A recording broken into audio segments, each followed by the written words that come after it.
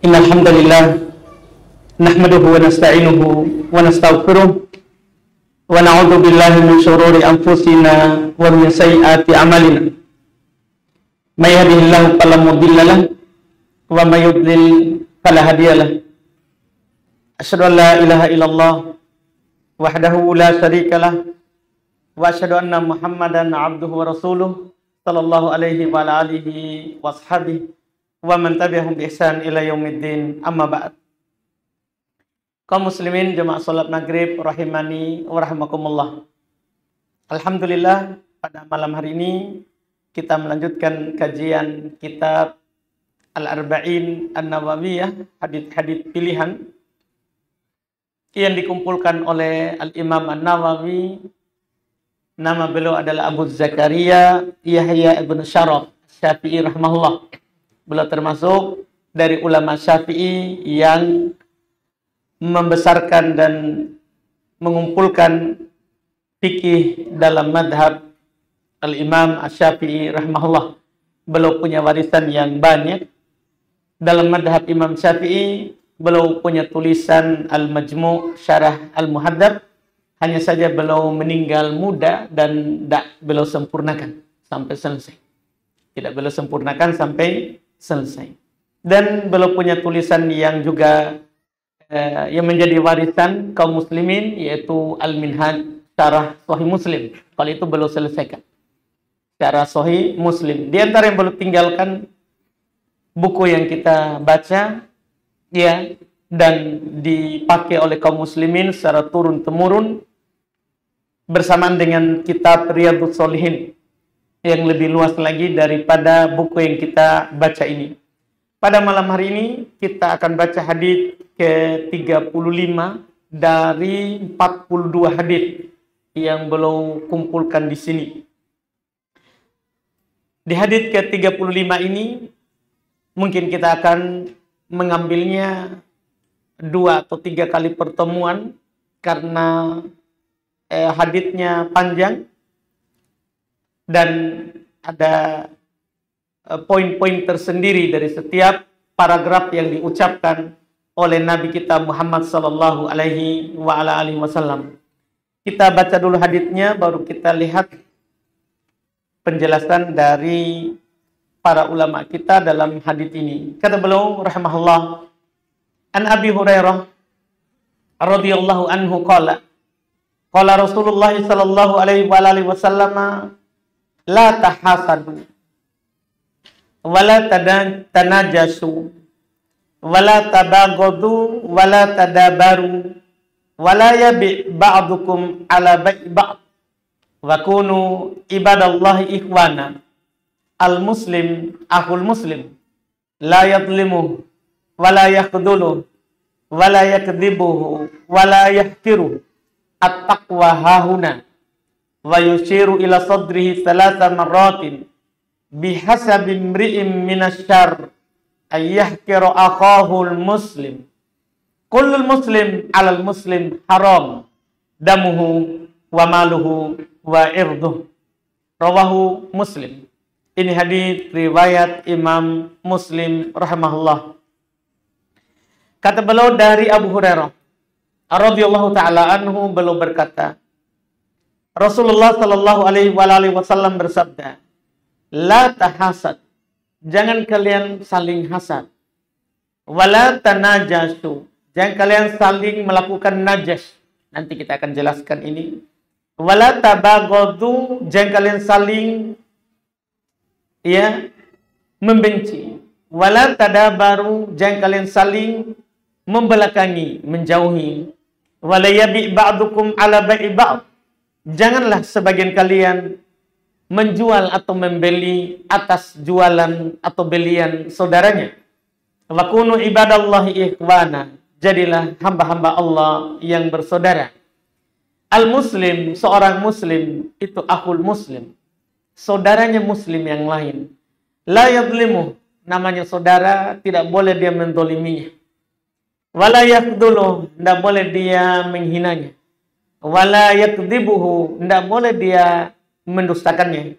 Wala yahkiruhu, tidak boleh dia merendahkannya.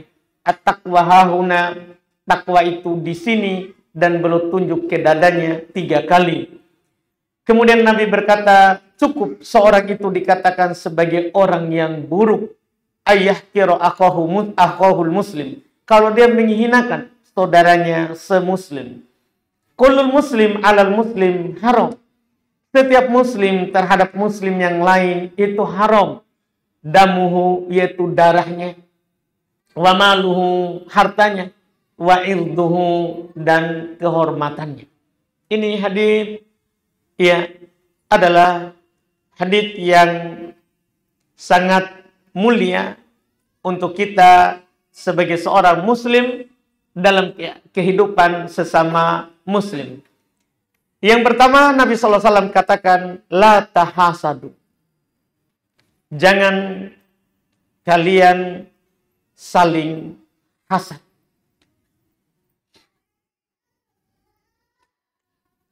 Ini potongan yang pertama yang disebutkan oleh Nabi SAW di hadits yang mulia ini. Jangan kalian saling hasad. Itu dalam pengertian kita menginginkan nikmat kebaikan yang didapati oleh saudara kita hilang darinya. Apakah hilang darinya murni hilang tanpa kita ingin itu ke kita, atau kita ingin hilang dan pindah ke kita? Itu tidak boleh. Itu diharamkan. Dan itu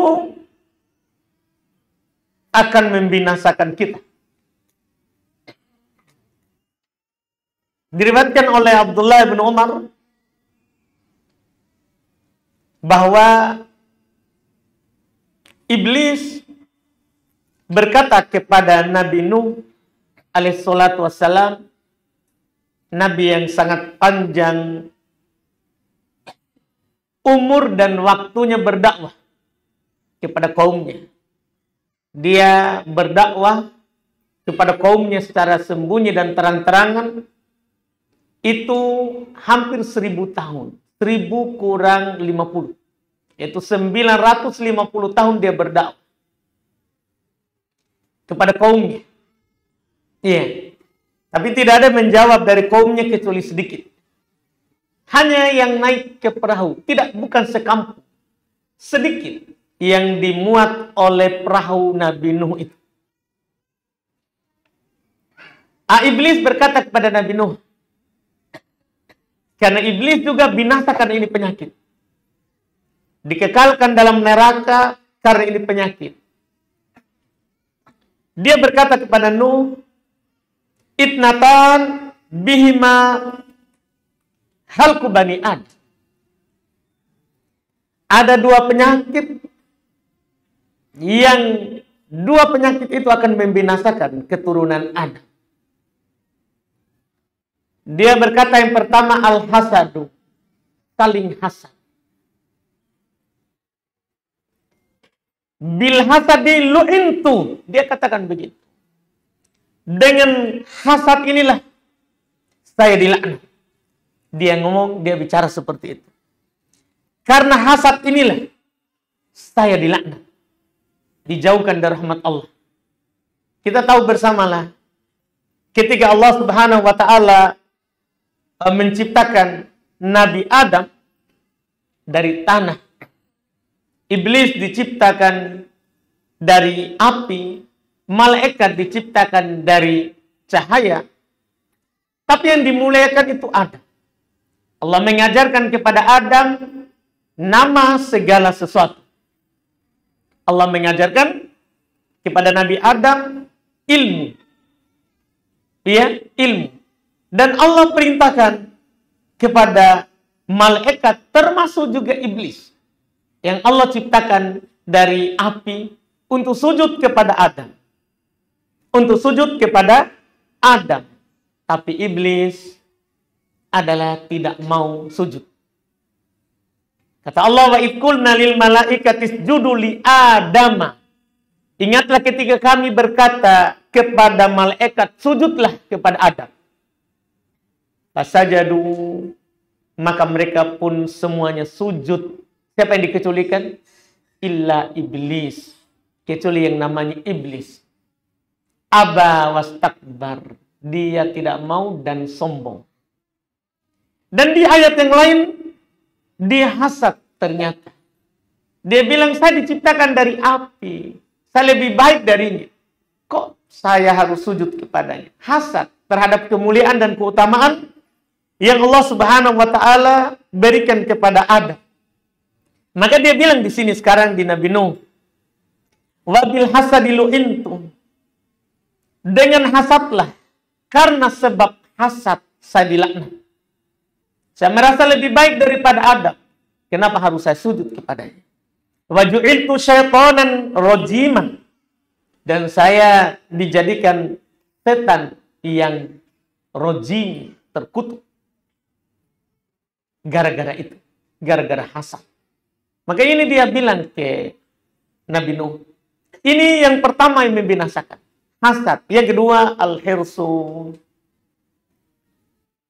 Terlalu rakus. Itu juga membinasakan. Iya. Kita bisa melihat juga, iblis berkata kepada Nuh, ubiha li Adam al-jannah kulluha. Adam itu dibolehkan baginya apa saja yang ada dalam surga, semuanya. Kecuali Allah larang untuk memakan sebuah pohon. Iblis selalu merayunya, menggoda. Iya. Iblis bilang, fa'asabtu hajati minhu bil hirs. Saya bisa menggoda Adam sampai dia dikeluarkan dari surga, itu gara-gara semangat kerakusanku, supaya Adam itu juga sesat seperti saya. Dia goda Adam, goda terus, tidak pernah bosan. Sampai dia berkata, ini Tuhanmu larang makan ini pohon, karena dia takut kamu kekal. Akhirnya karena kerakusan juga, Adam makan. Dan terjadilah apa yang terjadi, dikeluarkan dari surga, turun ke bumi. Itu sudah menjadi ketentuan Allah Subhanahu wa Ta'ala. Ini adalah yang disebutkan oleh Ibnu Umar radhiyallahu taala anhu, sebab kehancuran itu adalah hasad. Adalah hasad dan juga rakus. Makanya di dalam hadits riwayat Imam Ahmad, At-Tirmidzi dan yang lainnya dari Az-Zubair ibn al-Awwam, Nabi SAW bersabda, dabba ilaikum da'ul umam qablakum al-hasadu wal baghda'u. Akan menimpa, turun kepada kalian penyakit umat-umat terdahulu. Kita kan umat terakhir. Yaitu hasad dan baghdha, saling benci. Jadi ini hasad penyakit. Makanya dalam hadits Abu Hurairah, riwayat Imam Abu Daud, kata Nabi Shallallahu Alaihi Wasallam, iyyakum wal hasada. Hati-hati kalian dari yang namanya hasad. Kita melihat saudara kita lagi naik usahanya, naik kedudukannya, terus kita pandang, kita inginkan itu hilang darinya. Dan kita ingin pindah kepada kita. Dua itu. Kata Nabi, iyyakum wal hasada. Hati-hati kalian daripada hasad. Fa innal hasada ya'kulul hasanati kama ta'kulun narul hatoba. Sungguh yang namanya hasad itu akan memakan kebaikan kita. Percuma kita dibilang rajin sholat, rajin puasa, rajin bersedekah, tapi kita hasad.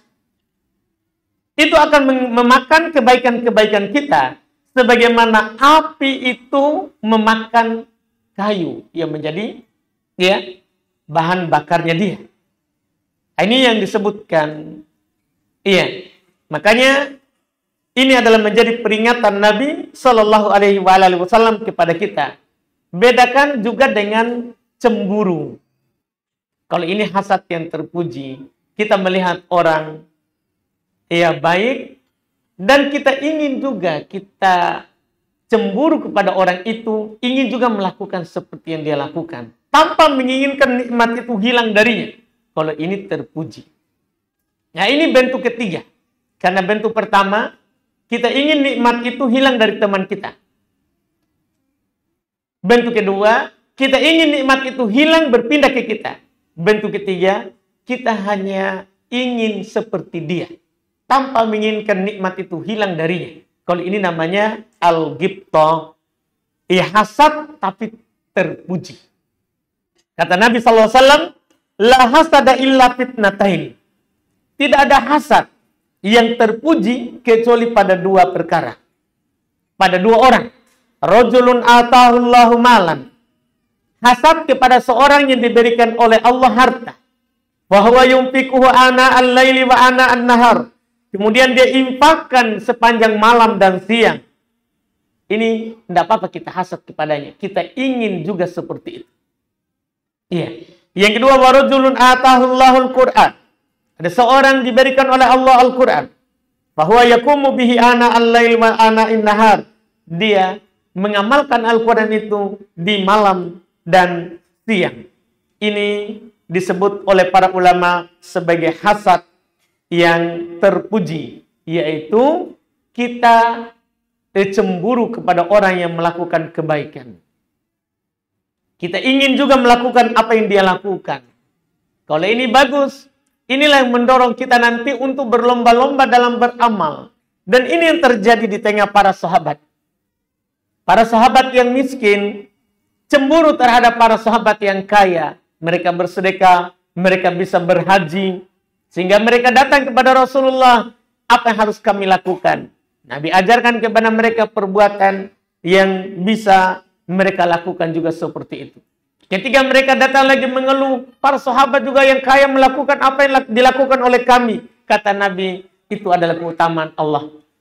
Yang Allah berikan kepada siapa saja yang dia kehendaki. Artinya, Nabi tidak menyalahkan hal tersebut. Yang salah itu, kalau kita ingin nikmat itu hilang dari teman kita. Itu yang tidak benar. Ini yang pertama dari yang disebutkan oleh Nabi. Yang kedua, dan ini mungkin terakhir di malam hari ini, wala tanajasu. Jangan kalian saling melakukan najas. Najas ini dalam masalah jual beli. Ada dua bentuknya. Bentuk pertama, seorang melakukan transaksi jual beli dengan cara menipu pembelinya. Barang tidak asli, dia bilang asli. Iya, ini najas, bentuk yang pertama. Iya. Dia tidak bilang bahwa ini barang hanya tiruan saja. Tapi dia bilang asli ini. Ini najas bentuk pertama. Kalau ini masuk di dalam makar tipu daya yang diharamkan oleh syariat. Kata Nabi, man ghasyana falaysa minna. Wal makru wal qida finnar. Siapa yang menipu kami, maka bukan dari kami. Makar, tipu daya, tidak khianat, itu di neraka. Itu di neraka. Karena dalam masalah jual beli, kita harus jujur kalau mau berkah. Dalam hadits Bukhari Muslim, kata Nabi SAW, al-bay'an bil khiyar. Malam yatafarraqa. Seorang melakukan transaksi jual beli, itu penjual dan pembeli, memiliki hak untuk jadi atau tidak jadi. Selama belum berpisah. Jadi artinya selama dalam majelis akad, kita punya hak untuk tidak mau beli. Tidak boleh penjual bilang paksa. Harus kau beli itu. Kau sudah sentuh, harus beli. Tidak boleh. Tidak boleh melakukan jual beli seperti itu. Terus setelah yang Nabi katakan, ini yang kita maukan, ini yang kita ingin sampaikan. Jadi seorang melakukan transaksi jual beli itu punya hak untuk tidak jadi atau jadi. Setelah itu kata Nabi kepada penjual, in bayyana wa sadaqa burika fi bai'ihim. Kalau dia jelaskan Dia kasih tahu, ini ada cacatnya, ini tidak ada cacat, ini asli, ini tiruan. Dia jelaskan. Iya. Dan jujur, burika fi bai'ihima, maka akan diberkahi pada transaksi keduanya. Tapi wa in kadzaba wa katama, muhiqat barakatu bai'ihima. Kalau keduanya dusta atau dia sembunyikan, tutup-tutupi, ada cacatnya tapi dia tidak kelihatan. Di atas yang bagus, di bawah yang jelek. Nanti yang diambil yang bawah. Saat dia taruh di plastik. Ini kata Nabi akan dihilangkan berkahnya. Ini menunjukkan bahwa tidak boleh kita menipu. Ini bentuk tanajus yang pertama. Yang kedua, dan ini yang paling terkenal sebenarnya, yang kedua ini juga dipraktekkan dalam jual beli jahiliyah. Kita tidak boleh dalam Islam melakukan ini. Yaitu kata para ulama, ayyazida fisil atim man la yuridu syira'aha. Ada orang yang menambah harga, tapi dia tidak mau beli. Modelnya itu bagaimana? Jadi, pihak toko itu sudah sepakat dengan seorang. Sudah kasih tahu. Nanti kalau datang pembeli, kamu datang menawarkan lebih tinggi daripada yang ditawarkan. Dia tidak mau beli, cuman mau menipu ini pembeli yang datang dari kampung yang tidak tahu apa-apa. Kan kalau ada orang menawarkan lebih tinggi, sementara dia sudah dikasih harga tawar menawar tadi, dia akan merasa, berarti saya sudah murah dikasih. Padahal ini yang datang tidak mau membeli. Jadi dia datang tadi, misalnya saya tanya, berapa harganya ini? 100.000. Dia tawar kurang, saya mau ambil 70.000. Nah, datang pihak ketiga yang sudah berjanji tadi, sudah dia akad. Kalau jadi beli nanti kamu sekian. Kamu sekian. Datang ini dia bilang, berapa barang itu? Dia bilang 100.000. Oh, saya ambil 100.000. Sudah murah kan? Saya sudah tanya toko sebelah. Dia kasih lebih tinggi daripada itu. Akhirnya ini orang tadi yang masih mau menawar, dia langsung, kasih juga itu barang. Kan dia merasa sudah murah, padahal itu mahal. Nah, ini namanya tanajus namanya. Sepakat untuk menipu pelanggan. Untuk menipu pelanggan. Apalagi pedagang dia tahu, ini orang dari kampung. Iya. Makanya di sebagian hadis Bukhari Muslim juga, la yabi ba'di ya dibilang la yabi madani li ba'di. Tidak boleh orang kota menjual kepada orang kampung. Kalau mau menipu begitu. Maksudnya mau menipu, dia tahu, orang kampung ini bisa dikasih naik memang harganya. Tidak boleh. Mau orang kampung, orang kota, dia muslim. Sama-sama punya hak untuk menawar dan mendapatkan harga yang sesuai dengan di pasar. Makanya, kalau ada orang kampung ditipu harganya, setelah dia tahu ternyata dia ditipu, boleh dikembalikan. Boleh dia bawa kembali barangnya. Iya, dan dikembalikan uangnya. Karena jual beli yang seperti itu dengan cara najas tidak sah. Itu tidak sah. Ini yang disebutkan. Berkata Ibnu Abi Aufa di dalam riwayat Imam Al-Bukhari, akilu riban kha'in. Terkait dengan najis. Itu orang melakukan transaksi dengan cara najis itu sama dengan pemakan riba. Karena dia pengkhianat. Karena dia pengkhianat, dia nanti saudaranya. Mereka tipu, mereka bersepakat. Iya, dengan saudaranya. Dengan saudaranya. Sama juga dengan bentuk yang disebutkan oleh para ulama dalam hal ini. Dia tidak pekerjakan pihak ketiga. Tapi semua toko sudah sepakatnya satu deret sama jualannya. Mereka sudah sepakat. Kalau sudah masuk di toko saya, nanti kita baku. Iya, ini, baku atur. Jadi mereka baku sepakat, ini dia kasih tahu toko sebelah. Saya sudah kasih sekian. Jangan kasih turun. Akhirnya di semua toko di sebelah itu tidak ada kasih turun, kasih naik. Akhirnya kembali lagi ke toko pertama. Kembali lagi ke toko pertama, dia beli dengan cara ditipu. Itu juga masuk. Itu juga masuk. Dan pembahasan ini lebih banyak dibahas di fikih daripada dibahas di masalah akhlak. Intinya dari pembahasan ini, di dalam penjual beli, dalam jual beli diharamkan yang namanya tipu menipu. Diharamkan dari nama yang namanya tipu menipu. Dan hal ini akan menjadikan apa yang kita punya itu, kita dapatkan, ya, tidak berkah.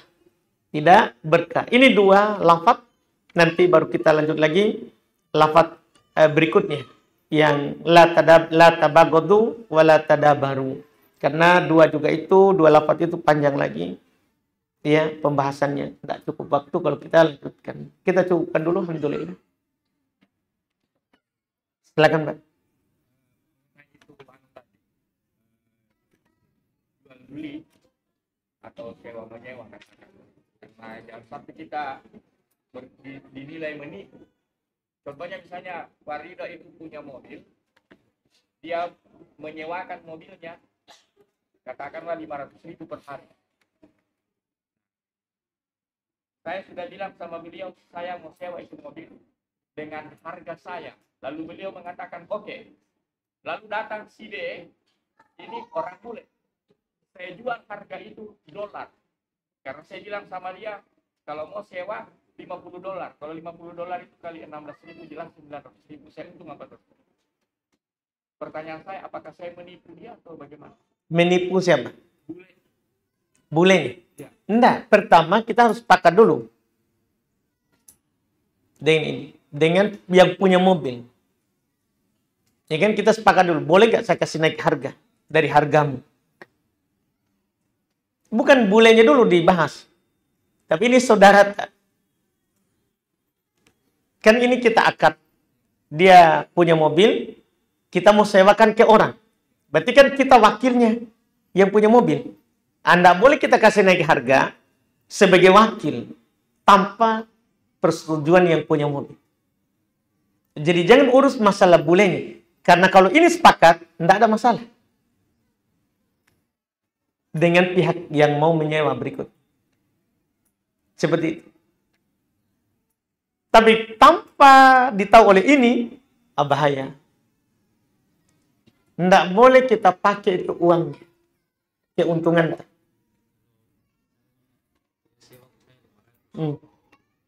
Dia sewakan lagi 1 juta. Boleh. Boleh. Kan dia sudah sewa toh? Sewa ke kita. Jadi akadnya putus, bukan wakil. Jadi kita beli putus sama ini, sewa putus. Nah, tapi kita sewakan lagi ke orang. Tidak ada masalah, kan putus. Nah, barusan ada pertanyaan, tak? Alhamdulillah. Ya. Saya ada toh itu berarti ada kata ini berdua. Saya dapat apa ini? Alhamdulillah. Jadi intinya Ustaz, yang pokok saya bisa menyewakan ke bule dengan harga. Bisa. Yang jelas saya harus sepakat. Ini sepakat. Putus dulu. Kita sekarang sebagai pihak kedua, sebagai wakil dari yang punya, atau sebagai pihak pertama lagi. Kita sudah putus sama dia sewanya. Pokoknya selesaikan dulu sama ini, akad. Bismillah, Ustaz, apakah termasuk adab dan etika yang baik seorang penuntut ilmu yang langsung melakukan sholat sunnah setelah sholat wajib, padahal imam masih dalam keadaan berzikir dan berdoa bersama jamaah yang lain memakai mikrofon? Soalnya banyak ikhwan yang melakukan hal itu di masjid-masjid, termasuk di masjid ini. Sebenarnya dalam masalah ini bukan tercela. Karena Nabi juga Shallallahu Alaihi Wasallam, beliau kalau sudah salam, maka sahabat-sahabat yang punya urusan keluar, mereka keluar. Nabi tidak bilang duduk. Padahal Nabi menghadap ke depan, dan bisa saja Nabi sebentar ada nasihat untuk yang tinggal. Untuk yang tinggal. Tapi tidak pernah Nabi mengatakan bahwa tidak boleh berdiri, harus duduk. Tidak ada. Tidak ada seperti itu. Jadi ini bukan dalam masalah adab. Iya, bukan dalam masalah adab. Karena seorang tidak diwajibkan untuk dzikir bersama imam. tidak diwajibkan untuk berdoa bersama imam. Makmum, ketika imam sudah Assalamualaikum warahmatullah, salam pertama, maka makmum sudah putus hubungan dengan imam. Makmum sudah putus hubungan dengan imam. Mungkin kita permasalahkan karena kita tidak tahu hubungan makmum dengan imam sampai kapan. Jadi kita harus pahami putus hubungan makmum itu sama imam itu kalau salam pertama. Artinya setelah itu dia mau pergi, dia mau berdiri melakukan sholat sunnah, urusannya. Tidak ada masalah baginya, tidak berdosa. Ya, tidak juga dikatakan jelek adabnya. Tidak ada seperti itu. Ya, karena sekali lagi ini pembahasannya tidak ada sunnahnya. Tidak ada kewajibannya, sunnah saja tidak. Makmum untuk dzikir mengikuti imam. Makmum untuk doa bersama imam. Tidak ada sunnahnya, apalagi dibilang wajib. Jadi seperti itu kita harus berbaik sangka sama teman-teman kita. Mungkin dia mau segera pulang. Ya, mungkin dia mau sekali mikentut. Jadi lebih baik selesaikan dulu. Iya. Kan begitu. Bisa saja. Pokoknya kita harus bersangka baik sama teman kita. Kita harus bersangka baik sama teman kita. Wallahualam.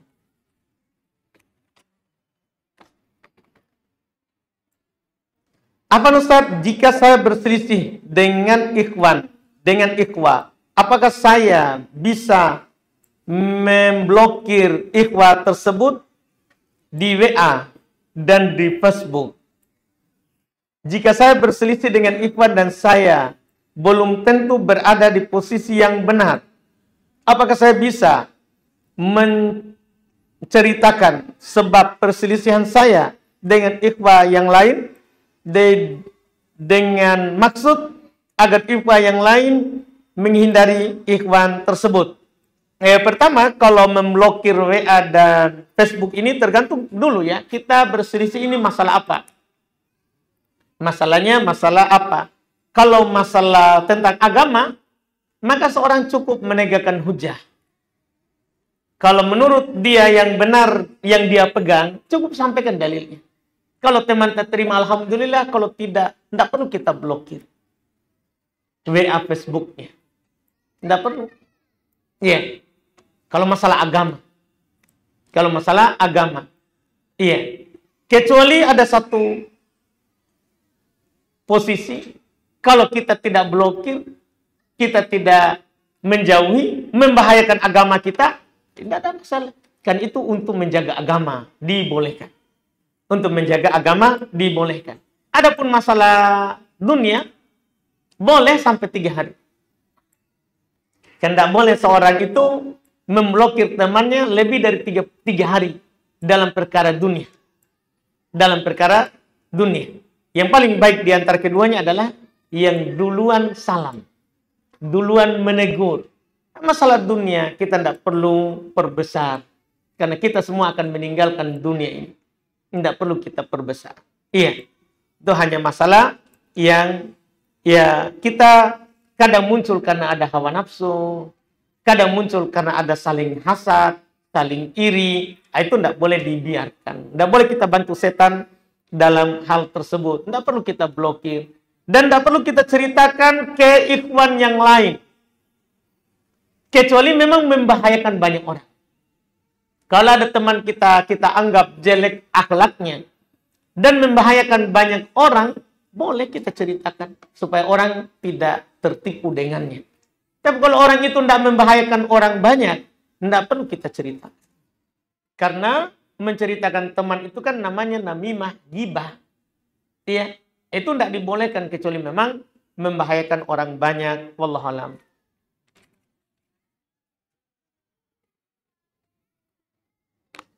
Masya, lumayan panjang nih ya. Masih panjang waktu. Panjang ya. Ustaz, saya ditalak suami sebanyak 2 kali. Lalu kami pisah rumah tanpa proses di pengadilan agama. 2 tahun kemudian, tepatnya 2024, Sekarang berarti ya.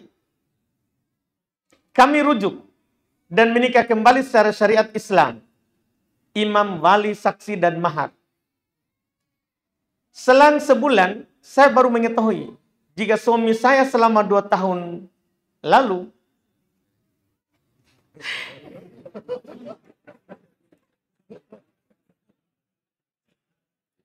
sering mengaku duda dan belum nikah kepada perempuan yang dia dekati. Dan setahu saya itu merupakan talak. Lalu saya minta penjelasan, tapi dia berbohong. Curhat ini dia. Dan tidak mengakui setelah saya desak, akhirnya mengaku.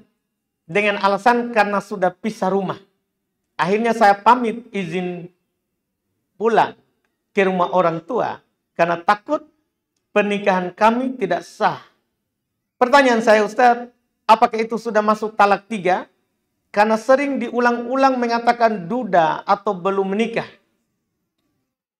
Dan sering berkata akan menikahi perempuan yang dahulu didekati.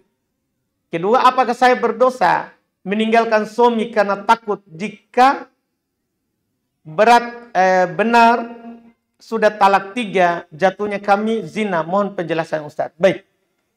Ini Masya Allah. Jadi talak 1 dan talak 2 memang dia boleh rujuk kembali tanpa akad nikah kalau masih dalam 3 kali haid. 3 kali haid. Itu yang dihitung ya, 3 kali haid, bukan 3 bulan. Karena kadang perempuan itu haid 2 bulan sekali. Atau ada perempuan yang sudah tidak haid lagi. Iya. Kalau yang sudah tidak haid lagi, baru itu bulan. Adapun perempuan yang masih haid, maka 3 kali haid. Jadi selama belum 3 kali haid, talak 1. Demikian pula talak 2, selama belum selesai dari 3 kali haid, boleh langsung rujuk tanpa akad. Tanpa ada akad ulang. Cukup mereka berdamai, melakukan hubungan badan suami istri, maka sudah batal talak 1, talak 2. Kemudian kalau keluar iddah lewat 3 kali haid, tapi masih digantung talak 2. Maka ini tentunya tidak diperbolehkan untuk langsung rujuk. Kecuali dengan melakukan apa yang dia lakukan tadi itu. Akad dengan wali, 2 saksi, kemudian mahar yang baru. Sudah benar ini. Cuman masalah sini sekarang, ternyata waktu dia pisah itu, dia mengaku duda. Dia mengaku duda. Apakah itu termasuk talak 3? Tidak. Karena talak itu bukan hanya diucapkan oleh si suami, tapi dia ucapkan kepada si istri. Kalau dia ucapkan kepada orang lain, tidak jatuh. Ya, dia bilang ke temannya atau ke perempuan yang dia mau nikahi, sudah saya talak istri. Istrinya tidak tertalak, cuman dia berbohong. Dia menipu orang. Iya, ini bahaya ini. Iya. Ini buaya darat ini ya. Iya. Ini bahaya. Dia pembohong. Berbohongnya itu dia yang berdosa. Dia berdosa. Iya, dia yang berdosa. Tapi tidak dianggap talak 3 istri. Itu saja yang perlu kita perhatikan. Supaya kita jangan jatuhkan itu sebagai talak 3. Iya, dia sekarang yang berbohong. Dia berbohong hukumnya. Jadi, apakah itu sudah masuk talak 3? Tidak. Selama dia tidak ucapkan ke kita. Tapi kalau dia ucapkan ke kita walaupun lewat WA, SMS, maka sudah masuk talak 3. Sudah masuk talak 3. Bahkan walaupun dia bercanda. Karena talak itu serius dan bercandanya sama. Talak, nikah, itu tidak boleh bercanda. Tidak boleh seorang bercanda, saya nikahkan kamu dengan anak saya. Dia bilang, saya terima. Sah. Walaupun bercanda. Karena nikah tidak boleh bercanda, talak tidak boleh bercanda. Iya, jadi itu harus diperhatikan. Harus diperhatikan. Jadi ini, tapi selama sama orangnya gitu, begitu. Kalau bukan sama istrinya, dia ucapkan itu tidak masuk. Dia masuk di kategori berbohong. Terus, Sekarang sebenarnya tidak usah kita pamit. Karena kita masih istrinya. Kalau dengan akad tadi itu yang baru. Kita masih istrinya. Terus apakah saya berdosa meninggalkan suami karena takut jika benar sudah talak 3 jatuhnya kami zina? Ya kalau selama kita belum tahu, tidak berdosa. Tidak berdosa. Ya, karena itu kita anggap, menurut sangkaan kita itu sudah talak 3. Padahal belum talak 3. Belum talak 3. Seperti itu. Jadi, alhamdulillah kalau kita mau berdamai dengan suami kita, ya boleh. Ya, kecuali kita takut dibohongi lagi. Nanti kita dibilang belum nikah, ternyata dia sudah punya 4. Itu kan masalah. Itu iya masalah. Nanti kita lihat. Karena orang biasanya sudah biasa berbohong, berbohong terus lagi. Berbohong terus lagi. Iya, wallahualam. Jika kita mencuci pakaian yang kena najis, lalu kita masukkan ke dalam mesin cuci bersamaan dengan yang tidak najis, apakah najisnya bergabung? Ya bergabung, tapi dengan adanya air cuci tadi dan dibilas, dibuang airnya, maka bersih dari najis. Setelah itu walaupun masih ada warnanya tidak masalah. Walaupun masih ada warnanya tidak masalah kalau sudah dibilas. Wallahualam.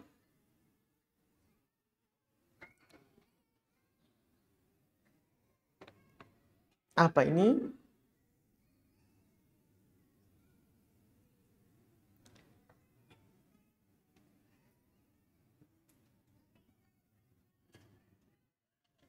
Wah, Masya Allah. Rapat sekali tulisannya. Tunggu.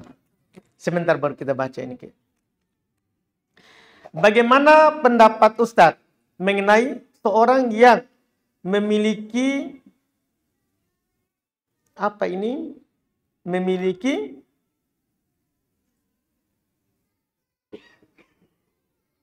apa maksudnya ini? Memiliki akidah yang kuat terhadap Allah dan Nabi Muhammad SAW, namun tidak melaksanakan perintah Allah. Ia bertentangan. Ketika orang memiliki keyakinan baik kepada Allah, maka pasti dia akan melakukan perintah Allah Subhanahu wa Ta'ala. Orang yang seperti itu tentunya belum dikatakan beriman. Kalau ada orang hanya punya keyakinan tapi tidak beramal di atas keyakinannya, tidak beriman. Lihat Abu Thalib, dia berkeyakinan agama terbaik Muhammad, tapi dia tidak ucapkan syahadat, tidak beramal di atas itu. Dia tetap di neraka. Dia tetap di neraka.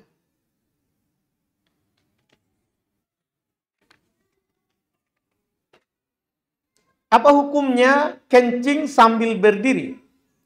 Dan apakah wajib menyiram-nyiram air di kaki dan celana yang terkena percikan air kencing? Ya, masalah kencing berdiri itu hukumnya adalah dibolehkan, tidak masalah. Karena Nabi pernah kencing berdiri. Nabi pernah kencing berdiri. Setelah itu para ulama membicarakan masalah najisnya. Percik ke kita atau tidak. Makanya Imam Nawawi rahimallahu taala belum masalah kencing ini duduk atau berdiri belum punya uraian yang bagus. Iya. Ini dari kalangan ulama Syafi'iyah, yaitu kencing berdiri atau duduk dua-duanya boleh. Cuman mana yang lebih dipilih tergantung landasan daripada kencing itu. Kalau landasannya keras, lebih utama kita duduk supaya nanti tidak percik ke pakaian atau kaki kita. Tapi kalau landasannya lembek, ditabrak oleh kencing kita, tidak mantul, malah masuk. Misalnya begitu. Maka boleh berdiri. Boleh berdiri. Jadi seperti itu pembahasan yang benar mengenai kencing. Adapun kalau ada yang percik kepada kaki, memang kalau perciknya banyak, wajib kita siram. Adapun kalau sedikit yang tidak kelihatan, itu dimaafkan. Biasa kita lagi kencing, tiba-tiba ada nyamuk terbang di kencing kita, hinggap di badan kita. Apakah wajib kita siram? Ini sedikit dimaafkan. sedikit dimaafkan. Itu di masalah percikan kencing. Apakah seorang akhwat boleh melakukan nadhar yang dihadiri atau ditemani oleh kerabatnya tanpa minta izin dari wali atau ayah dengan alasan karena wali belum paham dengan apa itu nadhar? Takutnya wali menganggap nadhar itu sudah lamaran karena wali saya atau keluarga saya masih awam. Enggak, kita jelaskan saja dulu. Jangan bilang masih awam. Iya, jelaskan saja dulu. Baik-baik dengan kepada orang tuanya, ada ini orang laki-laki mau sama saya juga mau sama dia. Tapi dia mau datang dulu berkunjung ke rumah. Belum lamaran ini, belum lamaran. Baru mau berkunjung. Saya hanya mau kasih teh sebentar keluar. Jelaskan baik-baik saja. Orang akan paham insya Allah, walaupun awam. Tidak apa-apa, seorang bapak itu pacarnya saja datang diizinkan. Lagi orang baik-baik yang datang. Yang jelas, jelaskan saja dulu. Karena tidak boleh kita menyuruh laki-laki melihat kita tanpa ada mahram. Tanpa ada mahram. Boleh kalau dari jauh tadi, boleh. Tidak apa-apa. Misalnya dia di sebelah sana jalan. Dia melihat di atas gedung. Oh iya, aku tahu nih. Iya. Tidak masalah. Iya, tidak ada masalah itu. Ada pun baku dekat. Tidak ada mahram. Bahaya. Itu bahaya nanti. Tidak boleh. Pokoknya sampaikan saja dulu. Ya, kepada orang tuanya. Supaya ya tidak masalah berikutnya. Perempuan saya di kantor perempuan dapat bonus untuk umroh. Tapi hangus jika tidak digunakan. Apakah boleh berangkat tanpa mahram? Tidak boleh. Iya, tidak boleh. Walaupun kalau ada yang berangkat sah, tapi berdosa. Tidak boleh dia berangkat. Tidak apa-apa hangus. Daripada kita berdosa. Iya, daripada kita berdosa. Makanya kalau ada seperti itu, ya kita ajak mahram, ayah, saudara, ajak mahramnya supaya ya bisa menggunakan kalau memang mau atau sayang terhadap bonusnya itu, wallahualam. Adapun mahram umroh tanpa mahram tidak diwajibkan. Jadi perempuan itu syarat wajib umroh kalau dia mampu. Mampu di sini mampu harta, mampu badan, dan punya mahram. Itu dibilang mampu. Itu dibilang mampu. Kalau tidak punya itu, maka tidak dikatakan mampu. Di kantor juga ada bonus wisata ke Thailand, Singapura. Apakah boleh berkunjung ke sana, wisata, berhubung hangus bonusnya jika tidak berangkat? Siapa ini? Laki-laki atau perempuan? Tadi kan perempuan. Oh, tadi teman saya perempuan. Berarti ini laki-lakinya ya yang bertanya. Tergantung. Apakah negeri yang kita kunjungi ini negeri kafir atau negeri Islam? Di sana syiar Islam nampak atau tidak nampak? Itu maksudnya negeri Islam itu negeri kafir begitu. Di sana kita tetap bisa melakukan agama kita atau tidak? Apa kita kalau turun pesawat bandara mereka tidak boleh kau sholat? Seperti itu tidak boleh kita berkunjung begitu. Tidak boleh kita pergi ke situ. Iya, tapi kalau kita ke sana tetap bisa melakukan kewajiban kita sebagai muslim menjaga ya agama kita, tidak ada masalah. Tidak ada masalahnya kalau kita ambil bonus tersebut, wallahu alam. Ada pertanyaan langsung? Silakan.